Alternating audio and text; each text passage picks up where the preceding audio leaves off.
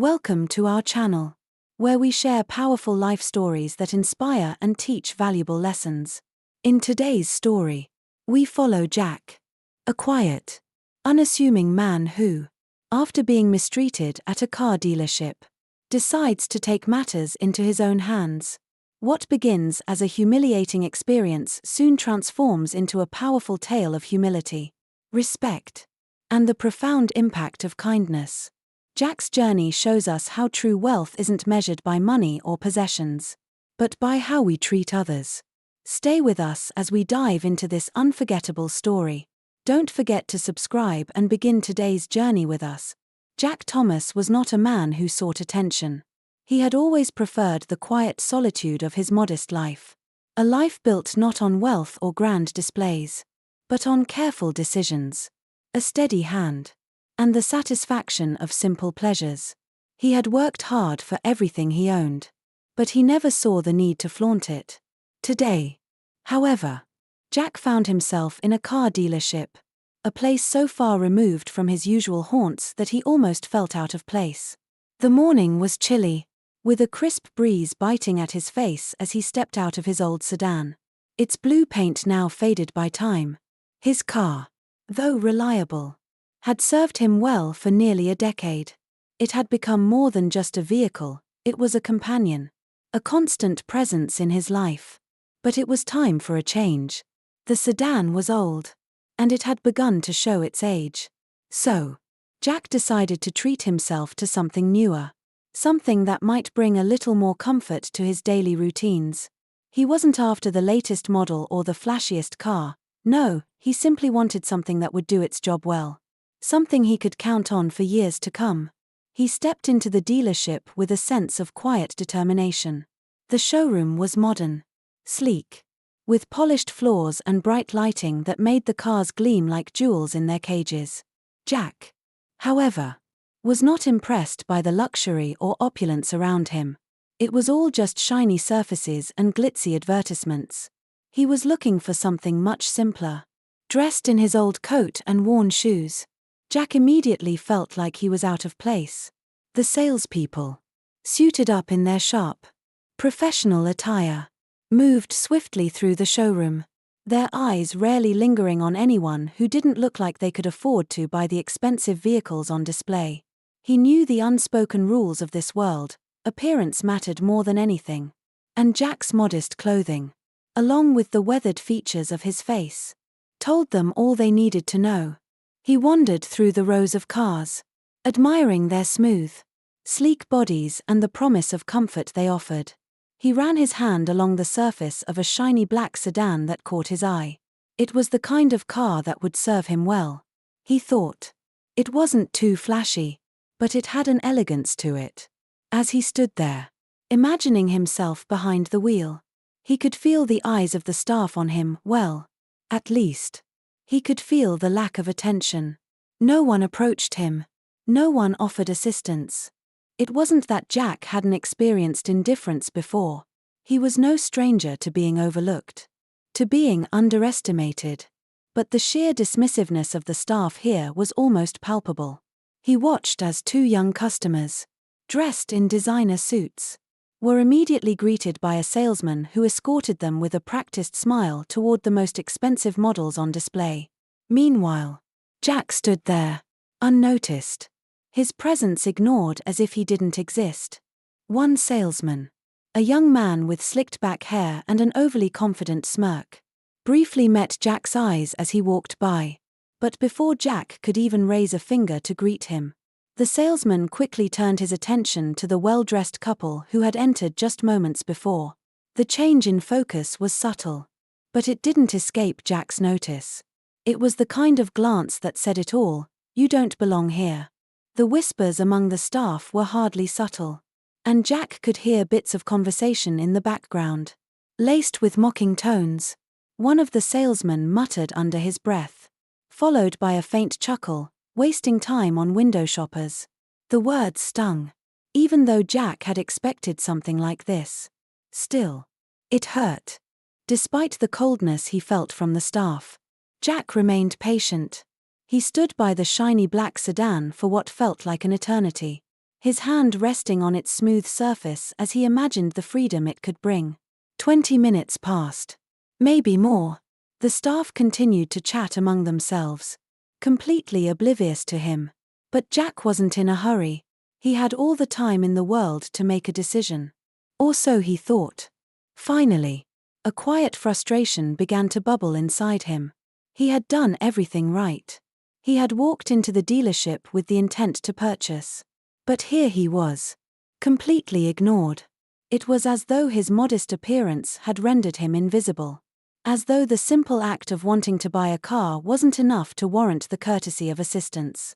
Jack made his way to the main desk where 3 salespeople were standing, deep in conversation.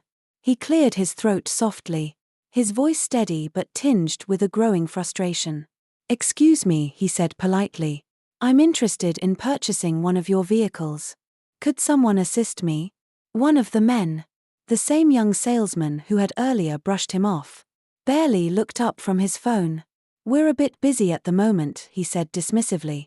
"Why don't you come back later?" Jack's expression remained calm, but inside, his heart felt heavy with disappointment. He nodded quietly and turned to leave. As he walked out of the showroom, the sound of a muffled laugh reached his ears. "Wasting time on window shoppers," the voice sneered. It was the same salesman who had dismissed him earlier. The words echoed in Jack's mind as he drove away in his old sedan, the weight of humiliation pressing on his chest. It wasn't just the dismissal that hurt. It was the assumption that he didn't belong, that he didn't matter, that the way he looked, the clothes he wore, somehow meant he was less than the people who had been treated with so much care. But Jack wasn't one to wallow in his frustration for long. As he drove, a plan began to form in his mind, a quiet, deliberate plan that would not only change his life but also shake the very foundation of that dealership. The lesson was clear: appearances didn't define a person's worth. And the world would soon learn that Jack Thomas was not a man to be underestimated. That evening, as the shadows of the day stretched across his quiet home, Jack sat at his desk, staring at the phone in front of him.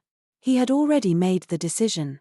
The indignity he had experienced earlier that day, the dismissive behavior, the mocking whispers, had sparked something in him. The feeling of being underestimated, of being judged based on nothing more than outward appearances, would not be forgotten easily. But Jack was not one to act out of anger or impulse. No, he had learned over the years that a calm, strategic approach was always the most powerful tool. And tonight, he was going to put that wisdom into action. He picked up the phone and dialed the first number on his contact list. The voice on the other end was familiar. A longtime business associate who had helped Jack with various investments in the past. After a few minutes of conversation, Jack had set the wheels in motion. The plan was simple: acquire the dealership. Jack had the financial backing, the network of contacts, and the drive to make it happen. What's more, he had the experience to turn it into something better, a place where respect and fairness weren't just ideals, but the very foundation of its operation. By the time the sun rose the next day, the deal had been finalized. Jack had secured the necessary funds and agreements to acquire the dealership outright. He had done so quickly and efficiently, leveraging his years of experience in business and his reputation for making sharp, well-calculated moves. When Jack walked into the dealership the following morning, it was as though nothing had changed. The staff was still moving about, preparing for another busy day, completely unaware of the seismic shift that had occurred overnight. Jack, however, knew the power of quiet confidence. He wore his old coat and worn shoes, the same as the day before, and moved through the showroom as though he had every right to be there. The sense of urgency that had marked his first visit was gone. Now, he simply felt calm, determined. The staff, still wrapped up in their own world of judgment and hierarchy, failed to recognize the man who had walked in. It wasn't until the general manager, Thomas Green, noticed Jack standing near the entrance that the atmosphere in the room began to shift. Thomas, a middle-aged man who had clearly settled comfortably into his position of authority, approached Jack with a forced smile. The tension in the air was thick, though, as Thomas remained unaware of who this quiet, unassuming man truly was. "Good morning, sir," Thomas said with his practiced, polite tone. "How can we assist you today?" Jack didn't answer right away. He reached into his coat pocket and pulled out a set of neatly folded documents. Without a word, he handed them to Thomas, watching closely as the manager unfolded the papers. Jack's eyes never wavered from Thomas's face, reading his every reaction. At first, Thomas's brow furrowed in confusion. His eyes flicked down to the papers, then back to Jack, and then down to the papers again. Slowly, the blood drained from his face. The color in his cheeks faded, and a look of disbelief crossed his features. He stammered, What is this?" Jack's voice was calm, but it carried the weight of authority that he hadn't needed to display the day before. "I'm not here to buy a car," he said simply, his gaze unwavering. "I'm here as your new boss." The words hung in the air like a thunderclap, and the room fell silent. Thomas stared at the papers in his hands, his expression frozen. The realization began to settle over him like a heavy fog. Jack had not come back to be treated like a customer, he had returned to change everything. The staff, who had been distracted up until that point, started to take notice. The whispers began soft at first, but then louder as the weight of Jack's declaration sank in. It wasn't just a casual statement. Jack was serious. He wasn't here to shop. He was here to take over. Thomas, still holding the papers, looked back up at Jack, his face now pale with shock. You bought the dealership," he muttered, his voice shaky, disbelieving. "That's correct," Jack said firmly. "As of this morning, I own this operation, and I'm here to make some changes." The room was silent once again. Jack's calm demeanor contrasted sharply with the palpable tension in the air. His eyes scanned the room, meeting the gaze of each salesman. One by one, he could see the uncomfortable shift in their expressions as they began to understand the gravity of the situation. Those who had so easily dismissed him the day before were now facing the consequences of their arrogance. Jack wasn't in a rush to take charge. He simply stood there, allowing the full weight of his words to sink in. He wasn't there to make a spectacle of himself. He didn't need to prove anything.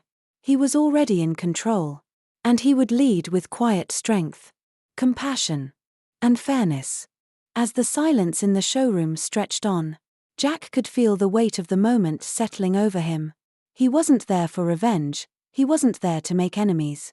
His goal was something far deeper: to transform the dealership, to turn it into a place where respect was not just given but expected, no matter who walked through the doors.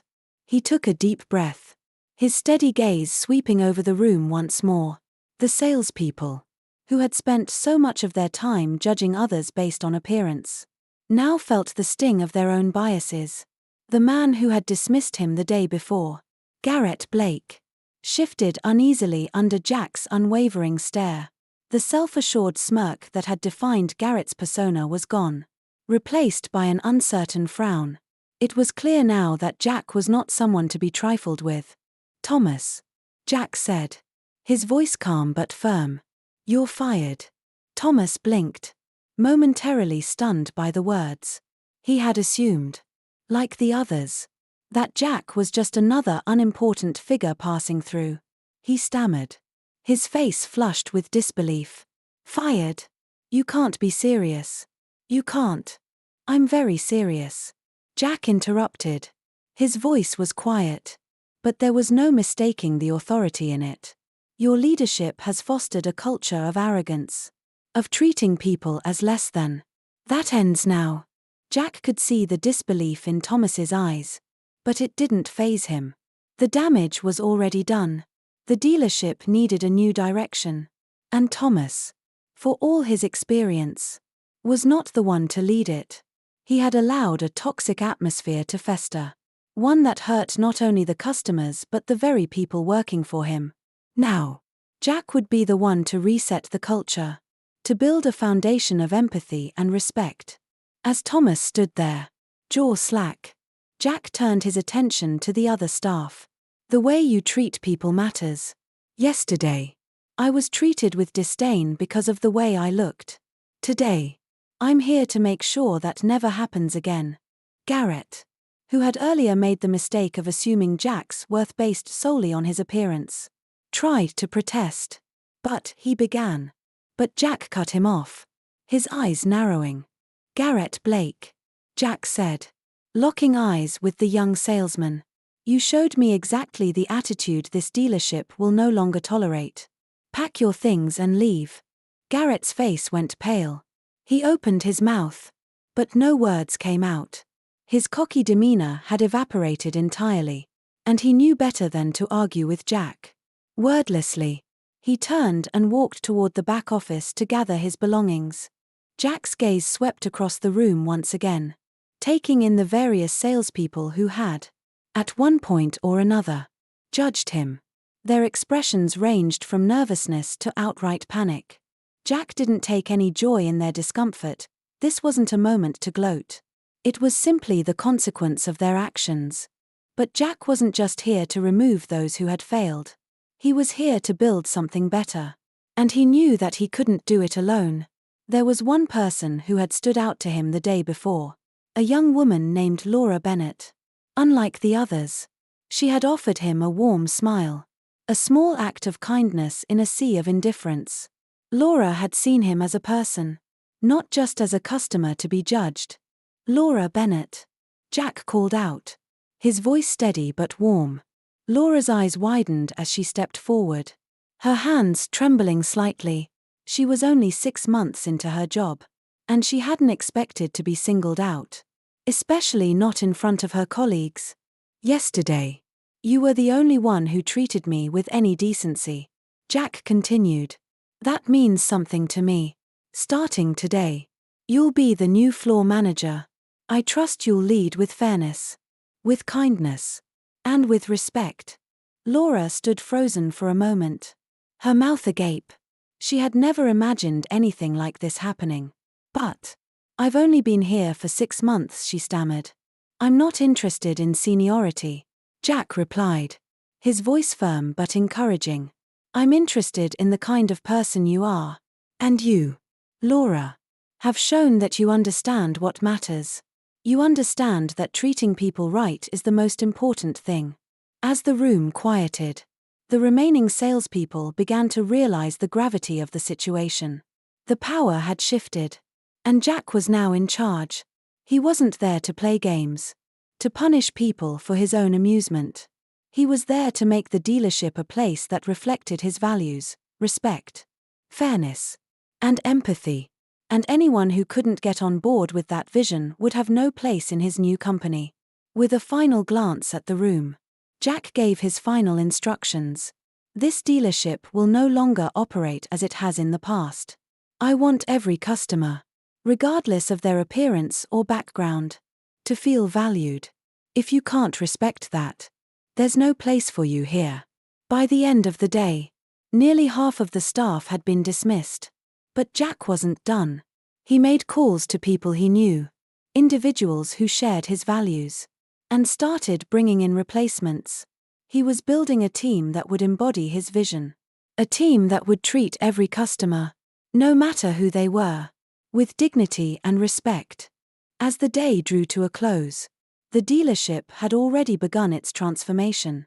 Word began to spread about the dramatic changes, and the atmosphere within the dealership shifted almost immediately. What had once been a place of arrogance and indifference was now filled with a sense of professionalism, of warmth, and of respect. Jack's vision was beginning to take shape, and the future looked brighter for the dealership, its employees, and the customers who would walk through its doors. In the days that followed, Jack remained as humble as ever.